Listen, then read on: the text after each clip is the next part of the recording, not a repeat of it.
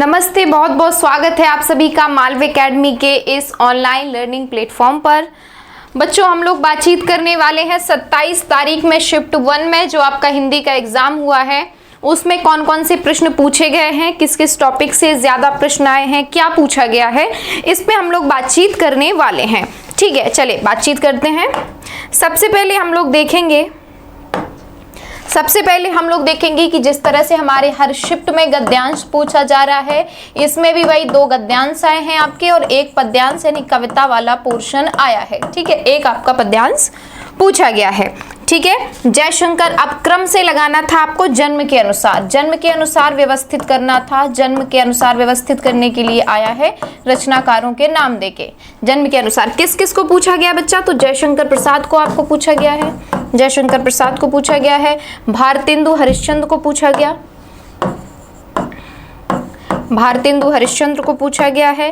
केशव दास को पूछ लिया है, केशव दास, और इसके अलावा पूछ लिया है प्रेमचंद। ठीक है, इन 4 रचनाकारों को आपको पूछ लिया गया है।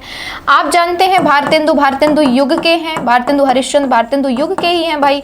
आधुनिक काल का पहला काल भारतेंदु युग, फिर उसके बाद द्विवेदी युग आता है, उसके बाद छायावादी युग। तो भारतेंदु युग के कौन है? भारतेंदु हरिश्चंद्र। केशव दास आपके किसके हैं? आप जानते हैं केशव दास जो है रीति काल के कवि हैं। इनकी रचना कौन सी होती है बच्चा? रामचंद्रिका। तो रीति काल के कवि, हम लोग काल के अनुसार देख लेते हैं ना, पहले या तो हम काल के अनुसार देख लें या फिर एक ही काल के जैसे कवि दिए हैं बच्चा तो उनके हम जन्म सन के अनुसार देख लेते हैं ना। तो सबसे पहले तो हमने ये देख लिया कि भाई ये तो अलग अलग युग के ही हो गए, तो हमको कोई कंफ्यूजन यहाँ पे नहीं रहेगा। क्लियर?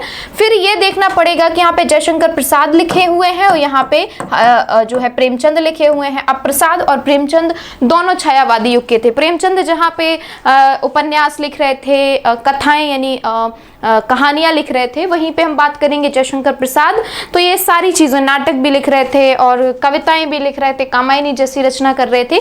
लेकिन दोनों का कालक्रम लगभग समान है क्योंकि ये लोग कब के हैं? तो ये लोग हैं छायावादी युग के। अब हमको देखना पड़ेगा कि कौन किसका जन्म कब हुआ था। तो भाई इनका जन्म हुआ था, प्रसाद का जन्म हुआ था 1889 में। ठीक है, हम बात करेंगे प्रेमचंद, तो प्रेमचंद का जन्म हुआ था 1880 में। कहाँ पे हुआ था? अपने बनारस में, वाराणसी में, दोनों का वाराणसी में, प्रसाद का भी और जो है इनका भी। अगर स्थान पूछ लेता तो आप वैसे कर देते। अब आपको क्लियर हो गया होगा ना, जैसे हम जानते हैं कि सबसे पहले हमारा आदिकाल आता है ना, ये चीज आप जानते हैं। तो अगर चंद्रवैर दाई या कोई और कवि आदिकाल के होते सबसे पहले वो रखे जाते। आदिकाल के बाद हमारा भक्ति काल आता है, भक्ति काल के बाद क्या आता है बच्चा? रीति काल आता है ना, और रीति काल के बाद क्या आता है आपका? आधुनिक काल आता है। तो हम देखेंगे सबसे पहले हमको रीति काल के कवि मिल गए केशव दास, तो केशव दास को हम क्या करेंगे? पहले पे रख देंगे। इसके बाद हम लोग आएंगे अपने किसमें? आधुनिक काल में। आधुनिक काल का जो पहला युग है भारतेंदु युग, भारतेंदु युग के ही हमको एक कवि मिल गए। तो हम क्या करें, क्योंकि देखिए रीति काल के बाद हमको सीधे आधुनिक काल में आपको प्रवेश करना है और पहला आपको ये मिल गया भारतेंदु हरिश्चंद्र का, तो हमने ले लिया।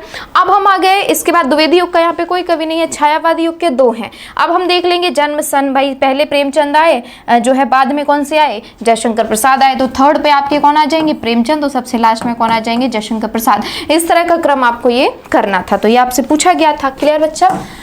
और क्वेश्चन हम लोग देख लेते हैं क्या क्या पूछा गया। देखिए दिनानुदिन, दिन में आपसे समास पूछा, समास विग्रह पूछा गया है। दिनानुदिन आपके पास शब्द था, आपसे सामसिक विग्रह पूछा गया। अगर समास का नाम पूछ लेता तो अव्ययी भाव समास हो जाता। इसमें विग्रह पूछा गया। क्या पूछा गया? विग्रह। अलग अलग करना था, विग्रह आपसे पूछा गया। तो आप क्या लिख देंगे? दिन। अगर इस तरह का कोई ऑप्शन उसमें था दिन प्रतिदिन करके तो वही इसका सही आंसर हो गया होगा। ठीक है, और हम लोग देख तद्भव तत्सम से कोई प्रश्न बना था आपका। ठीक है, इसके अलावा आपका संधि से प्रश्न बना था। संधि में आपका किस किस संधि से पूछा गया था? तो अयादि संधि से बेटा क्वेश्चन था आपका, है ना। वृद्धि संधि से आपका क्वेश्चन था, वृद्धि संधि। यण संधि से आपका क्वेश्चन था और गुण संधि से आपका क्वेश्चन था। ठीक है, इनका आपको मिलान करना था। ठीक है, दोहा आपसे पूछा गया था। दोहा में मात्राएं पूछी गई थी। क्या पूछी गई थी? मात्राएं आपसे पूछी गई थी। इसमें पूछा गया था कि शायद बच्चे ने जहां तक बताया कि पहले और तीसरे चरण में आपको मात्राएं बतानी है। आप जानते हैं दोहा में कैसी मात्राएं रहती है? 13 और 11, 13 और 11 रहती है। यानी पहले चरण में 13, दूसरे में 11, फिर तीसरे में 13, चौथे में 11। जिसमें भी पूछ लिया हो, जिस भी चरण का क्वेश्चन रहा हो, आप आराम से यहाँ से क्वेश्चन सॉल्व कर लेंगे। क्लियर है? फिर एक आपसे पूछा था बच्चा टाल मटोल करना, मुहावरे का पूछा गया है। मुहावरे से पूछा गया है। टाल मटोल करने का मतलब क्या होगा, टाल मटोल करना, है ना। तो अगर आपका इस तरह का कोई ऑप्शन उसमें था कि बहाने बनाना, है ना, इस तरह का, या देर लगाना, ऐसे कोई ऑप्शन था तो वो आपका यहाँ पे सही हो जाएगा। क्लियर।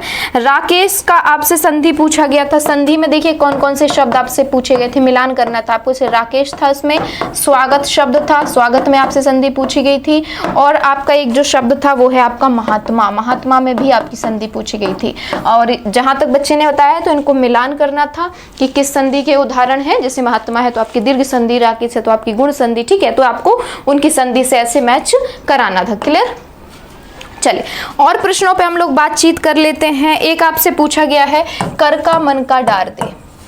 कर का मन का डार दे, मन का फेर, मन का फेर। तो ये यहाँ पे मन का शब्द बार बार आ रहा है और जितनी बार आ रहा है अपने अलग अलग अर्थ के साथ आ रहा है। आपसे अलंकार पूछा गया था बच्चा, तो डेफिनेटली इसमें कौन सा हो जाएगा, यमक अलंकार हो जाएगा। ठीक है। यमक अलंकार कहाँ पे होता है, जहाँ पे कोई एक शब्द आता है, रिपीट होता है, बार बार रिपीट होता है, लेकिन अपने अलग अर्थ के साथ आता है। ठीक है। स्थायी भाव बच्चा आपसे पूछा गया था, करुण रस का स्थायी भाव पूछा था। करुण रस, करुण रस, करुण रस का आपसे स्थायी भाव पूछा था।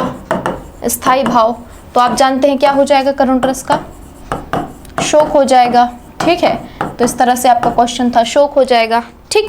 और जिसका भी पूछ लिया गया, मैंने आपसे स्थायी भाव के लिए याद करने के लिए कई दिनों से मैं कह रही हूँ कि इसको जरूर आपको याद कर लेना है। कारक से बच्चा मिलान आया था। अच्छा, संधि, समास और कारक, इन तीन टॉपिक से मिलान जरूर आता है। मैच द फॉलोइंग टाइप का क्वेश्चन जरूर आता है। क्लियर। आशीर्वाद में आपसे वर्तनी पूछ ली गई। अब देखिए आशीर्वाद कितनी बार रिपीट हो गया है, आशीर्वाद शब्द कितनी बार रिपीट पूछ लिया है। शुद्ध वर्तनी आपसे पूछ ली गई है, शुद्ध वर्तनी आपसे पूछ ली गई।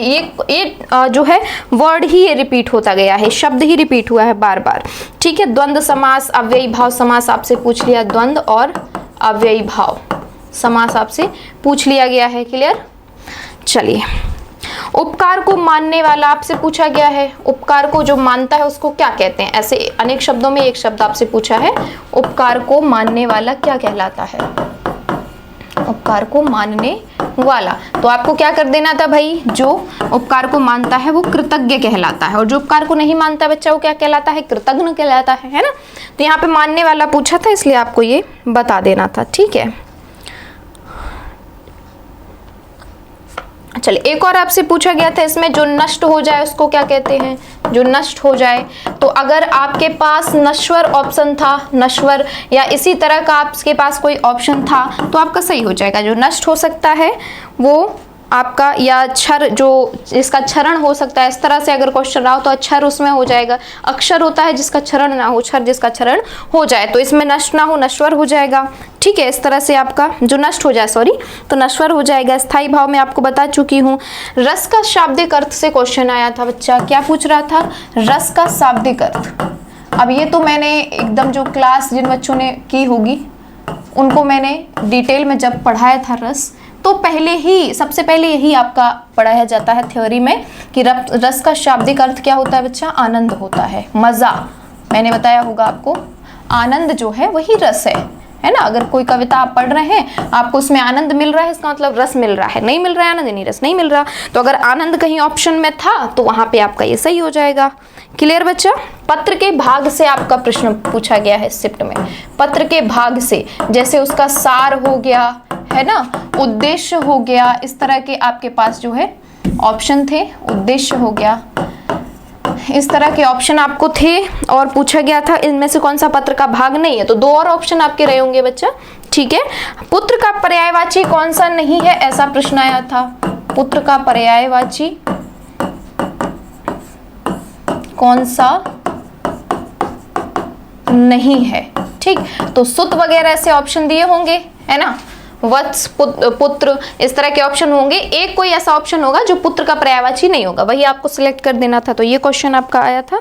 मदिरा का पर्यायवाची आया था बच्चा, मदिरा शब्द, मदिरा जानते हैं आप, दारू को कहते हैं, तो मदिरा का पर्यायवाची शब्द आया था, पर्यायवाची। ठीक। तो इतने क्वेश्चन हमको प्राप्त हुए हैं। जो आपसे पूछे गए थे। गद्यांश पद्यांश में आपको बता ही चुकी हूँ, वो तो भाई आता ही है, उसमें तो कोई डाउट ही नहीं है। बाकी और जितने क्वेश्चन हमको मिले हैं हम आपको बता चुके हैं, ठीक है। चलिए, तो जिन लोगों का भी एग्जाम बचा हुआ है आप लोग जाइए आराम से एग्जाम दीजिए, इस एनालिसिस को एकदम से देख के जाइए, ऐसे ही आपके में भी आएंगे। ओके, चलिए तो मिलते हैं आपसे अगली कक्षा में, तब तक के लिए मस्त रहिए, स्वस्थ रहिए, मुस्कुराते रहिए।